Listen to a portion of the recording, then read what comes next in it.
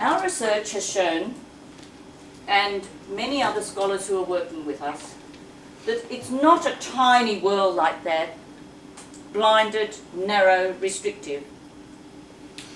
There's so much more to life that we've got to expand our world and begin to explore all the horizons and not try to put it into a neat formula. We put this squiggly line around there, which I've had a student call my jellyfish model, because it's movable, it's dynamic, it's alive. But our knowledge, even our physical knowledge of the world, that I represent by black dots, is continually developing and improving and being refined. Years ago, they didn't know anything about the human brain. Now, even physiologically, with the chemical electricity and the chemistry itself, they can say so much more about the human brain. We're only just starting to understand about the human brain.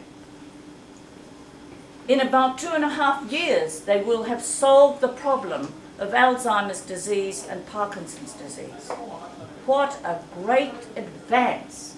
And that's because physical knowledge is continually leading to our revising our ideas with the empirical checks and constraints and suggesting we go on further.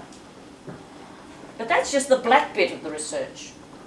In psychologically, since we have moved away from psychoanalytic theory and become empirical and experimental in all our studies, we can identify so many things in human life that are the psychological aspects, the hope, the social relations, the motivations, the attitudes, the personality, the cognition.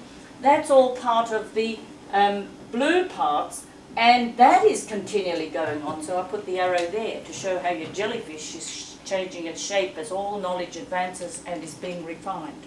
Old ideas have had to be thrown out. But also on the spiritual front, and many of us who are working in this area, it's not always obvious in the churches or in the religious institutions. They're a bit old-fashioned, some of them, and they need to realise that a lot of their thinking has gone out of date, and we've come to much deeper understanding of spiritual things.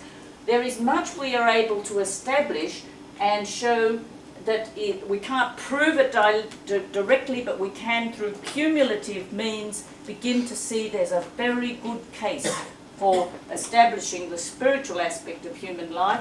But like all the other disciplines, we have to go on and research that further. And what we've shown in our knowledge and principles of knowing is that we need to respectfully look at each area and consider each other's thoughts, and the convergence of that is going to help us understand who this human person is and what will help sustain and maintain that life in our world.